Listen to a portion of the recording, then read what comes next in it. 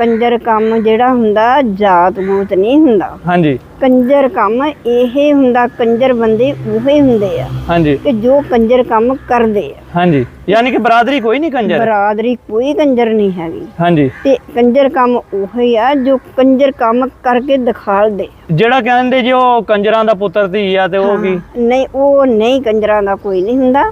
ਵਿੱਚੋਂ ਹਨਾ ਇਹ ਗੰਦੇ ਬੱਚੇ ਬੱਚੀਆਂ ਜੰਮ ਪੈਂਦੇ ਆ, ਯਾਨੀ ਕਿ ਮਾਸਾਂ ਤੋਂ ਗਦੂਤਾਂ ਜੰਮ। ਮਾਸਾਂ ਚੋਂ ਗਦੂਤਾਂ। ਬੈਠਕ ਦੀ ਸੋਭਤ ਹੋ ਜਾਂਦੀ ਆ। ਜੀ ਮਾਂ ਬਾਪ ਦਾ ਹੱਕ ਆ ਕਿ ਆਪਣੀ ਔਲਾਦ ਨੂੰ ਅੱਛਿਆਂ ਦੇ ਸਾਥ ਬਿਠਾਲੋ, ਹਾਂਜੀ ਅੱਛੀ ਸੋਭਤ ਮਿਲਦੀ ਆ।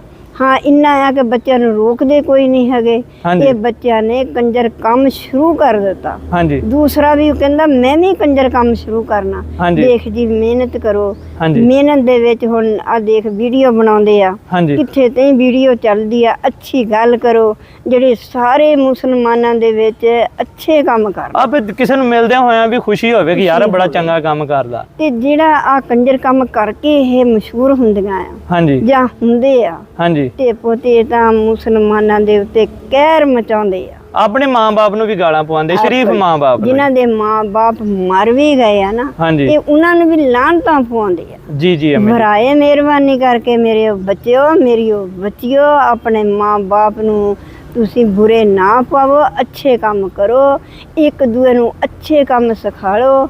ਤੇ ਆ ਮਾਂ-ਬਾਪ ਨੇ ਪਤਾ ਨਹੀਂ ਕਿੰਨੇ ਕਿ ਨੇਕ ਕੰਮ ਕੀਤੇ ਹੋਣ। ਇਹ ਕੰਮ ਕੀਤੇ ਹੋਣ, ਮਾਂ-ਬਾਪ ਅੱਛੇ ਆ। ਹਾਂਜੀ ਉਹ ਫੌਤ ਹੋ ਗਏ ਹੋਊਗੇ, ਕਿਸੇ ਦੇ ਜਿੰਦਾ ਹੋਊਗੇ, ਉਹ ਵੀ ਪਰੇਸ਼ਾਨ ਹੁੰਦੇ ਹੋਊਗੇ ਜਿਲੇ ਕਹੋ ਕੰਜਰਾਂ ਦਾ ਪੁੱਤ, ਓਏ ਹੋਏ ਕੰਜਰਾਂ ਦੀ ਧੀ। ਹਾਂਜੀ ਉਹ ਪਤਾ ਨਹੀਂ ਕਿੱਡੇ ਕੁ ਖਾਨਦਾਨ ਦਾ, ਕਿੱਡੇ ਖਾਨਦਾਨ ਦੇ ਹੁੰਦੇ ਆ। ਓਏ ਹੋਏ ਤੇ ਮੇਰੇ ਚੰਗੇ ਭਲੇ ਖਾਨਦਾਨ ਨੂੰ ਕੰਜਰ ਬਣਾ ਦੇਣਾ ਜੀ। ਮੇਰੇ ਬੱਚਿਓ, ਮੇਰੀਓ ਬੱਚਿਓ, ਬਰੀਕ ਕੱਪੜੇ ਪਾ ਕੇ ਤੁਸੀਂ ਆਪਣਾ ਚਿਹਰਾ ਨਾ ਕਿਸੇ ਨੂੰ ਦਿਖਾਇਆ ਕਰੋ, ਕੰਜਰ ਕੰਮ ਨਾ ਕਰਿਆ ਕਰੋ।